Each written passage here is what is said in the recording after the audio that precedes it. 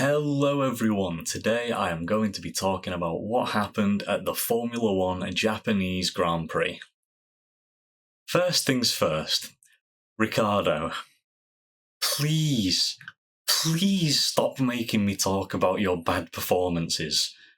The commentary just called it a lap 1 racing incident, but if that happens after lap 2, and hypothetically Ricciardo could continue the race, he's going to get slapped with a 10 or 20 second penalty, no doubt about that. He had room on the left, Stroll was quite a ways across the track, and it's driver error if you move across into another driver without looking in your mirrors. I don't know why the commentary decided to glaze him the entire time. It was absolutely his fault, and I just want him to start racing consistently.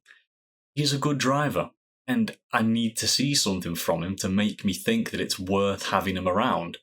He had a good qualifying, and I just hoped that he could put it together in the race, but it just wasn't meant to be.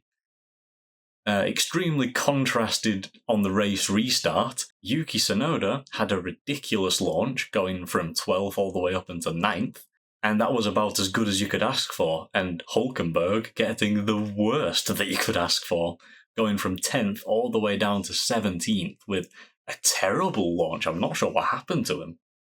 Stroll, doing what I expected of him, a bit of belief in his improvements, cutting through the field early on, making a bunch of places. Sauber not only having pit stop problems, but also gearbox problems, with Zhou having to retire from the race. The story of the early part of the race was everyone trying to undercut each other, but the Mercedes going onto the hards at the restart was a risk, and they looked clever at the start, but the Red Bulls, Norris and Sainz raced, pitted, and then overtook them anyway. Lap 23, Magnussen, Bottas, Sargent, Tsunoda and Stroll all coming into the pit lane at the same time, pitting for hards, and Tsunoda managing to end up at the front of that pack and thanking his pit crew for the speedy stop that got him there. Charles Leclerc extending his mediums all the way to lap 27, I think it was 27, and running longer than those who started on the hards, putting in mega lap times while he did it. He probably only pitted when he did, because he had a little moment where he ran wide and that might have hurt the tyres and forced the stop on him. Which it might have worked out in his favour anyway, because when he came out he was ahead of Norris and Russell. Lap 35, Stroll and Sargent both seemed to look for the undercut, and Stroll actually going onto the softs to try and get the initial quick laps in and hold on to 10th at the end. Ferrari may have held onto the mediums on Sainz for too long, which ended up with him behind both of the Mercedes. I guess I haven't really spoken about the Red Bulls too much, but there's a reason for that. They were just faster, and the strategy worked for them. A near perfect race, not really under any threat at any point. Logan Sargent was having an okay race, but then went off the track later on. He was on the curb on the turn-in and just ended up going wide and into the gravel. Luckily, just some yellow flags and no damage, but there'll be damage to his confidence, and that will not be helping him too much, because his confidence already has to be at an all-time low. Leclerc told not to defend too hard when Sainz caught up with him after storming past everyone, and it felt like it was a bit of a token defence to make sure that they bring home the 3-4 finish. The story of the last 5 laps, I guess, was the tale of 2 chases. Russell chasing Piastri and Alonso, maybe Alonso giving Piastri DRS to be able to defend against Russell. The other chase, Stroll on the new softs chasing after the final point of the race, trying to take that away from Yuki.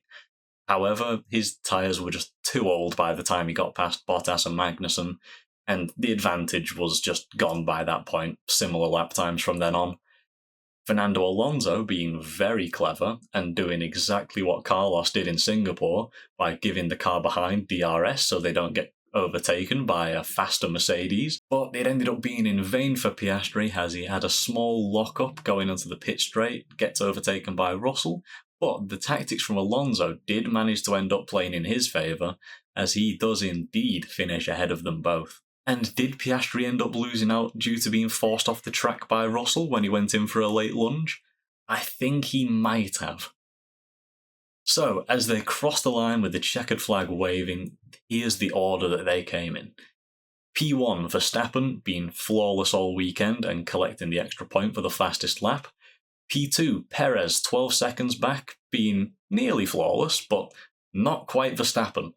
The final place on the podium taken by Carlos Sainz with about as good as a drive as he could have hoped for.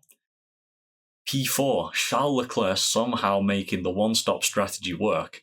After the issues in qualifying, that has to be the perfect race. P5 Lando Norris, good drive and coming out on top when the undercut games were all done. P6 Fernando Alonso, who, like I said before, used Piastri as a shield.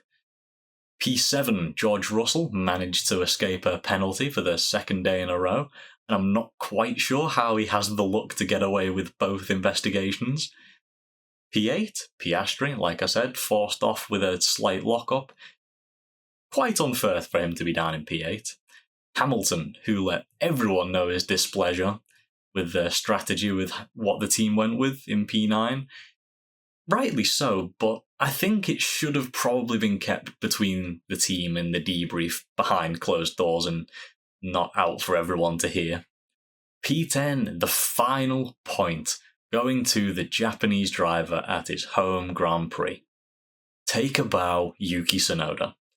Holding off Stroll in the earlier stint and then keeping the deg down while keeping the pace up in his final stint to stay clear of the drivers that he pitted with. P11 Hulkenberg ending up ahead of Stroll, not that anyone saw it live. P12 Stroll, final stop not quite paying off for him, but other than that, a good race with good pace, just being unable to overtake Tsunoda, who was having the race of his life.